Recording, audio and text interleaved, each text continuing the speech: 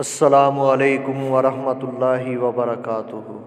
نحمدہ ونصلی ونسلم علی رسولہ الکریم، اما بعد۔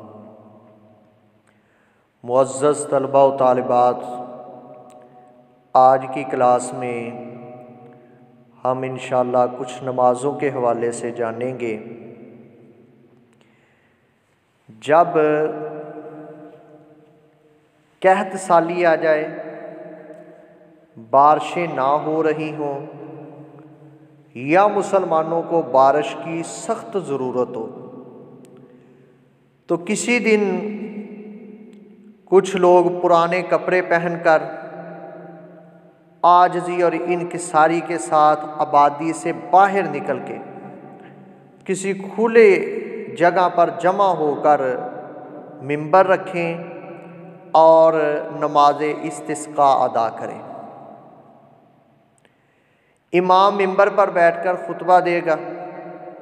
خطبہ نماز سے پہلے دینا بھی درست ہے اور نماز کے بعد دینا بھی درست ہے۔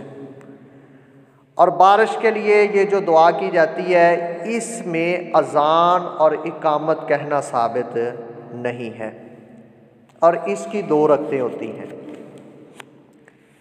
پھر اس نماز میں قرات بھی امام اونچی آواز میں کرے گا، اور نماز استسقاء میں چادر پلٹنا بھی صحیح احادیث سے ثابت ہے۔ سیدنا عبداللہ بن زید رضی اللہ عنہ فرماتے ہیں، صحیح بخاری کی یہ حدیث ہے کہ رسول اللہ صلی اللہ علیہ وسلم نماز استسقاء کے لیے نکلے۔ جب آپ نے قبلے کی طرف رخ کر کے دعا کا ارادہ کیا تو اپنی چادر کو بھی پلٹا۔ تو اس حدیث سے ثابت ہوتا ہے کہ اس نماز میں چادر کو پلٹنا چاہیے۔ اسی طرح امام بھی چادر کو پلٹے گا اور ساتھ اس کے جو لوگ ہیں وہ بھی اپنی چادروں کو پلٹیں گے۔ طریقہ کیا ہے؟ چادر پلٹتے وقت چادر کا دایاں کنارہ بائیں کندھے پر اور بایاں کنارہ دائیں کندھے پر ڈالنا ہے۔ پھر آپ دعا کریں، اور دعا کے اندر آپ نے اپنے دونوں ہاتھوں کو اتنا اٹھانا ہے کہ بغلیں دکھائی دیں، بغلیں نظر آنا شروع ہو جائیں۔ یہ صحیح بخاری کی روایت ہے۔ لیکن ہاتھوں کو سر سے اونچا نہیں کرنا، یہ سنن ابی داؤد میں۔ اور ہاتھوں کی جو پشت ہے یہ آسمان کی طرف ہونی چاہیے، یہ صحیح مسلم کی روایت ہے۔ اور پھر استسقاء کی کچھ آپ نے دعائیں بھی بتلائی ہیں، جیسے صحیح بخاری میں ہے کہ یہ دعا پڑھیں، اللہم اسقنا اللہم اسقنا اللہم اسقنا، اے اللہ ہمیں پانی پلا، اے اللہ ہمیں پانی پلا، اے اللہ ہمیں پانی پلا۔ تو یہ نماز استسقاء کا طریقہ ہے۔ دوسرے نمبر پر جب سورج کو گرہن لگے یا چاند کو گرہن لگے تو اس وقت جو نماز ادا کی جاتی ہے اس کو صلاۃ الکسوف یا صلاۃ الخسوف کہتے ہیں۔ یہ نماز بھی جماعت کے ساتھ ہی ادا کی جاتی ہے۔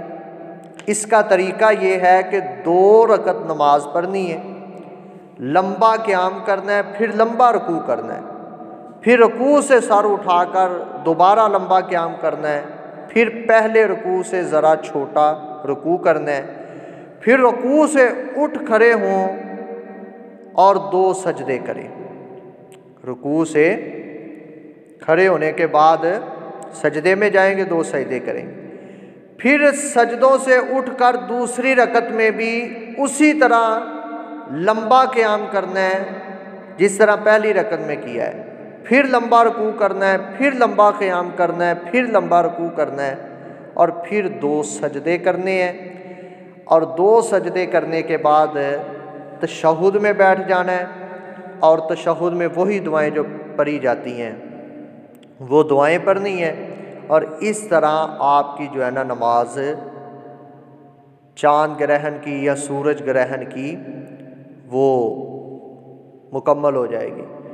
اس کے بعد پھر امام کو چاہیے کہ وہ خطبہ دے جس کے اندر لوگوں کو اللہ تعالیٰ کی نشانیوں کے بارے میں یا اللہ تعالیٰ کے جو ہے نا ناراضگی والے اعمال ان سے ڈرائے کہ کون کون سے کام نہیں کرنے چاہیے، صدقہ و خیرات کی لوگوں کو تلقین کرے۔ اسی طرح نماز جو خسوف کی ہے یا کسوف کی یعنی چاند گرہن ہے یا سورج گرہن، اس میں عورتیں بھی شریک ہو سکتی ہیں۔ اس نماز کے لیے بھی اذان اور اقامت کہنا کسی حدیث سے ثابت نہیں ہے، صحیح حدیث سے۔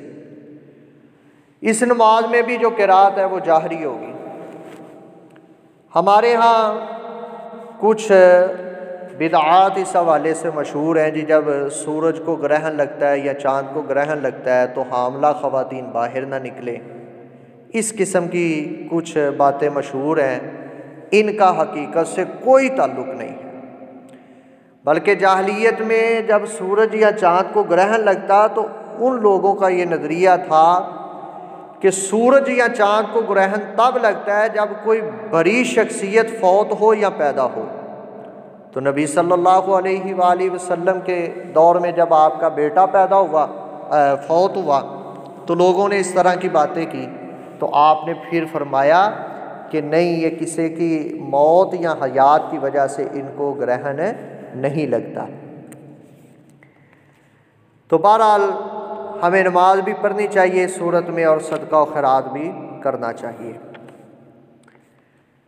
ایک اور نماز ہے کہ جب آپ مسجد میں داخل ہوں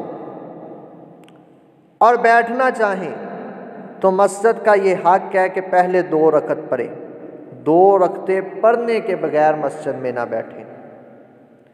سیدنا ابو قتادہ رضی اللہ عنہ فرماتے ہیں، صحیح بخاری کی یہ حدیث ہے کہ نبی صلی اللہ علیہ وسلم نے فرمایا اذا دخل احدکم المسجد، کہ جب بھی تم میں سے کوئی آدمی مسجد میں داخل ہو فلیرکع رکعتین، تو وہ 2 رکعتیں پڑھے، قبل ان یجلس، بیٹھنے سے پہلے۔ اور صحیح بخاری میں ایک دوسری جگہ پہ نبی صلی اللہ علیہ وسلم کا فرمان ہے کہ جب تم میں سے کوئی آدمی مسجد میں داخل ہو تو فلا یجلس، وہ نہ بیٹھے، حتیٰ یصلی رکعتین، حتیٰ کہ وہ 2 رکعت نماز پڑھ لے۔ ابو قتادہ رضی اللہ عنہ سے یہ روایت ہے، یہ صحیح مسلم کی حدیث ہے، بیان کرتے ہیں کہ میں داخل ہوا تو رسول اللہ صلی اللہ علیہ وسلم لوگوں کے درمیان تشریف فرما تھے، میں بھی بیٹھ گیا۔ تو رسول اللہ صلی اللہ علیہ وسلم نے فرمایا تجھے بیٹھنے سے پہلے 2 رکعت پڑھنے سے کس چیز نے روکا ہے؟ ابو قتادہ کہتے میں نے کہا اے اللہ کے رسول، میں نے آپ صلی اللہ علیہ وسلم کو اور دیگر لوگوں کو بیٹھے دیکھا تو میں بھی بیٹھ گیا۔ تو نبی صلی اللہ علیہ وسلم نے فرمایا فَإِذَا دَخَلَ أَحَدُكُمُ الْمَسْجِدَ، جب تم میں سے کوئی آدمی مسجد میں داخل ہو فَلَا يَجْلِسْ، پس وہ نہ بیٹھے، حَتَّى يَرْكَعَ رَكَعَتَيْن، حتیٰ کہ وہ 2 رکعت نماز پڑھ لے۔ اور صحیح مسلم کی ہی ایک دوسری روایت میں یوں لفظ ہیں، آپ نے فرمایا صلی رکعتین، اٹھو اور 2 رکعت نماز پڑھو۔ تو بہت سے لوگ اس مسئلہ میں کوتاہی سے کام لیتے ہیں، ٹھیک ہے، تو ہمیں اس سنت پہ عمل کرنا چاہیے۔ جب بھی ہم مسجد کے اندر جائیں اور بیٹھنے کا ارادہ ہو تو پہلے 2 رکعت نماز پڑھیں، کیونکہ یہ اللہ کا گھر ہے، اس میں بیٹھنے کا یہ ایک ادب ہے کہ عام گھروں کی طرح وہ گھر نہیں ہے، اس میں بیٹھنے سے پہلے اللہ تعالیٰ کو پہلے 2 رکعتیں اس کے سامنے کھڑے ہو کے پڑھنی چاہیے، اس کو سجدہ کرنا چاہیے، پھر اس کے گھر میں بیٹھنا چاہیے۔ تو ان 2 رکعتوں کو تحیۃ المسجد بھی کہتے ہیں، تحیۃ المسجد بھی کہتے ہیں۔ تو آج کے سبق میں ہم نے 3 نمازیں سیکھی ہیں، ایک تحیۃ المسجد، اسی طرح ایک نماز جب سورج کو یا چاند کو گرہن لگے، اور تیسری نماز جب بارش کی ہمیں ضرورت ہو تو ہم نے تب بھی نماز استسقاء پڑھنی ہے۔ اللہ تعالی ہمیں سنت کے مطابق ان نمازوں کو پڑھنے کی توفیق عطا فرمائے۔ وما علینا الا البلاغ المبین۔